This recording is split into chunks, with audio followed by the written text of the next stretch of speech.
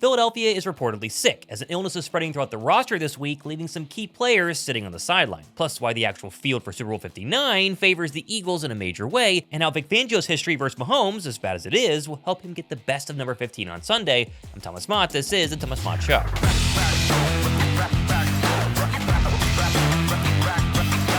You know that 2 weeks off during the Super Bowl is really starting to drag on when crazy news stories that shouldn't be a big deal start to dominate headlines. Like the big one yesterday afternoon that Jalen Carter missed his regularly scheduled media press conference due to an illness, resulting in everyone panicking about some virus going around the Birds' locker room. Which was a fun story until the Birds actually went on the field later that day and had their first practice of Super Bowl week, and guess who was there? Yep, Jalen Carter. And that was good enough for me until I saw John Clark's tweet just a couple of minutes ago saying Eagles defensive coordinator Vic Fangio told me Jalen Carter has an illness that is going around through some of the team, but he hopes Jalen Carter will be good for the Super Bowl. Jalen was, of course, limited participant in practice yesterday and was not at the media sessions. Great, everybody's worst fear, a sickness going around the Eagles locker room that has affected one of their best players and who knows who else. Although I think Carter's teammate Nolan Smith might have it as well when I saw this tweet saying, quote, I was going to interview Nolan Smith in the locker room on Saturday, however, he was wearing a mask and simply said, you don't want what I have. Now, of course, Eagles being sick in a Super Bowl is something we've seen a lot in the past, including obviously Donovan McNabb and potentially Tim Jernigan during the Super Bowl 52 win. But this is obviously big news and will be heavily monitored over the course of the next few days. My guess is, though, Philadelphia is going to hide the full extent of the sickness and who's actually being affected, so we're not going to know for sure.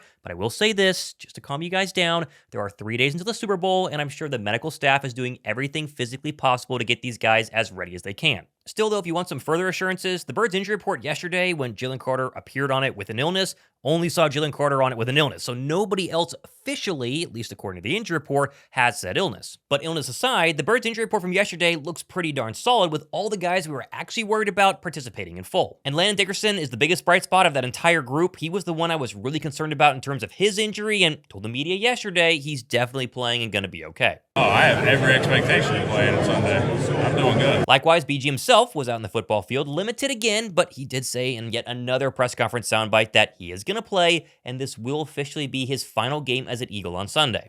Make it your best. Make it your best one. And it's not nothing different that I would do other than just making sure that I'm enjoying the whole journey. Even today, we got practice. Make sure you go 100 miles. These last couple that you're going to be able to do, go out there so that it show up on the field. And I'm just happy that I'm able to play in this last one. Also, I want to give a massive shout out to the sponsor of today's video, Underdog Fantasy. It's wild that the Super Bowl is finally here, but that means you can cash in on some of the Eagles' best performances versus the Chiefs on Sunday. Best part about Underdog, in my opinion, it's available in over 30 states, including California, where I'm at in Georgia, and of course Texas. And it's super simple. Like, all you have to do is call your shot by picking higher or lower on 2 or more players' stats for a shot to win real money. Now, obviously, you guys know I'm picking the Eagles. I think they're going to score a bunch of points, so picks this weekend are as follows. Let's go Saquon Barkley higher than 115.5 rushing yards. Feels like a guarantee. He needs that for the Birds to win, so higher on Saquon. I'm going to go lower for Patrick Mahomes' rushing total. It's at 30.5 right now.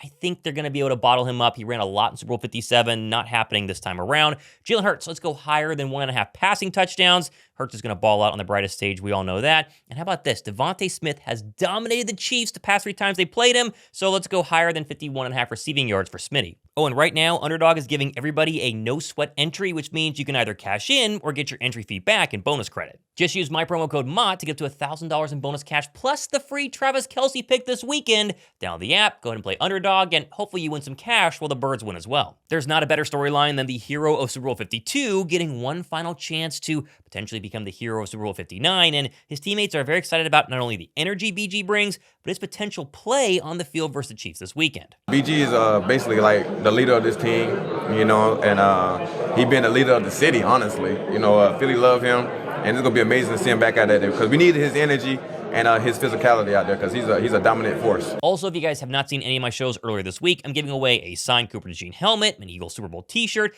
and an Eagles Super Bowl jersey during our Super Bowl live stream, myself and Josh Davis on Sunday afternoon.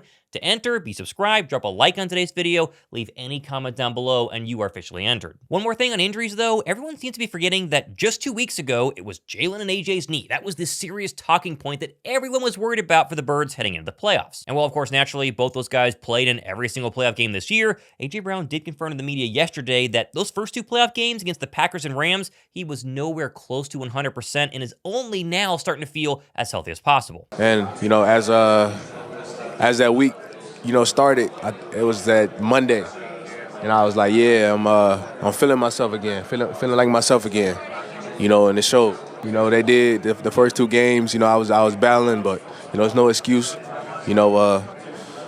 I'm ready to go now. Brown's task on Sunday is going to include facing up against the Chiefs' all-world cornerback Trent McDuffie, who's been on this stage a lot in his young career, including his rookie season. A.J. Brown technically got the best of McDuffie in Super Bowl 57. Then, 1 year later, McDuffie, yet again in a Super Bowl, went up against then-stud receiver Deebo Samuel in Super Bowl 58, held Deebo to just 9 yards allowed and 0 first downs. This matchup on the outside is one of many that will ultimately decide this game, and one way or another, A.J. Brown did admit it's going to look a lot different than their first meeting 2 years ago. Yeah, it's entirely new attack plan, I can say, because they're 2 different players now. They're much better.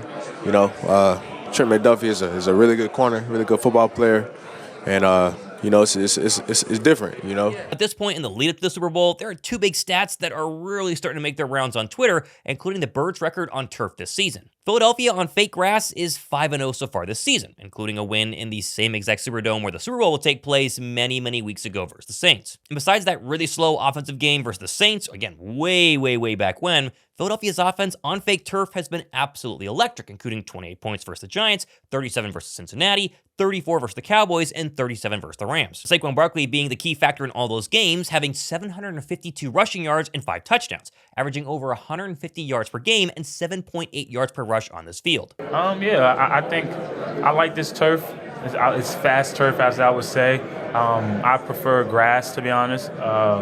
But yeah, I like this turf, and I'm able to cut well in it and move well in it. So hopefully I can have the same type of impact on the game as I had on past times in this stadium. Likewise, KC this year has played on artificial turf 3 times this season and never scored more than 22 points, including a 30-21 loss at Buffalo again earlier on this year. The other flip side of the whole turf component, though, is the Birds' defense. In those 5 games on turf, they've averaged an NFL low 11.6 points per game. And I know that overall this season, the Birds' defense has dominated whether it's real grass or fake grass, but there's something about having perfect conditions that really lets this defense fly around. They get to the football, they get after the quarterback, and I hope it's going to be the exact same situation this weekend. Which happens to be part of the main reason I'm not buying the other big story going around on Twitter right now, that Vic Fangio is 0-8 all-time against Mahomes, which first off, yes, is a stat, and technically it's true, but it actually is not that good of a stat overall for the Chiefs. KC's offenses versus Fangio's defense historically have averaged just 21.6 points per game, whereas Fangio's offenses averaged just 11.8, scoring less than 7 points in 4 of those games. And the craziest stat comparing the two is Mahomes' EPA per pass play versus Fangio's compared to everybody else. Yeah, the overall Mahomes is 8-0 versus Fangio is a headline that's way different when we actually dive into the numbers. Now, obviously, Fangio doesn't care, hasn't really talked about that to his team. We do know he did show his defensive players a couple of videos from the start of Super Bowl 47,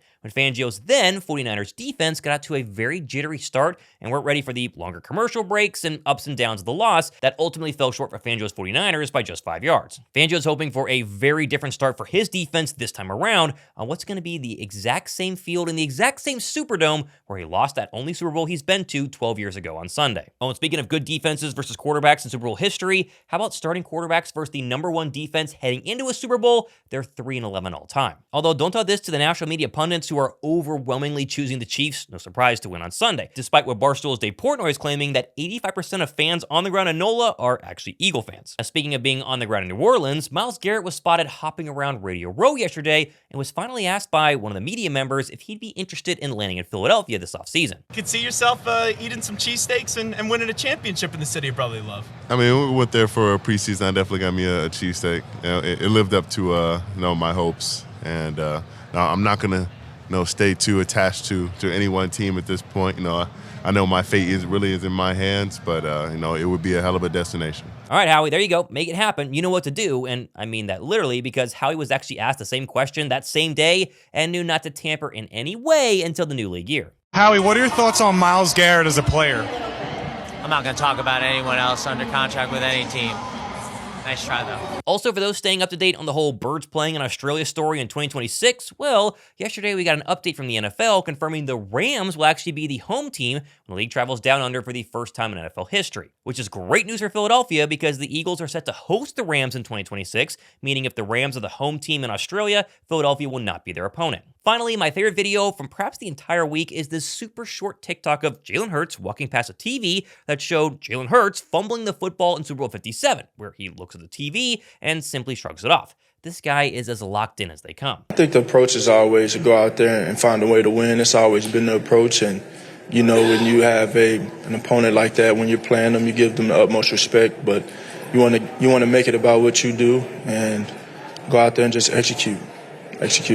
And that, to me, feels like the biggest difference heading into this game. Going into 2022, very few of the Eagles had actually ever been to a Super Bowl, right? I mean, BG had, Lane Johnson had, but that was virtually it. This time around, yes, they are young, and there are some players who have not been to a Super Bowl, but the core players all have. They played against the Chiefs. They've seen Mahomes on the brightest stage, and they should have beaten them. And the chip on their shoulder to actually win this one, I think is pretty crazy. Now, obviously, we still have plenty more stuff happening 3 days until the Super Bowl, and yet we'll have one more video, and of course, our Super Bowl live stream. So go ahead and subscribe, get your comment in down below the way you can enter for the giveaway happening during the broadcast, and of course, tune in, because we're gonna watch the game with you guys, and hopefully react to the Birds winning their second Super Bowl in team history. Thomas Mott hanging out on a Thursday. This has been the Thomas Mott Show.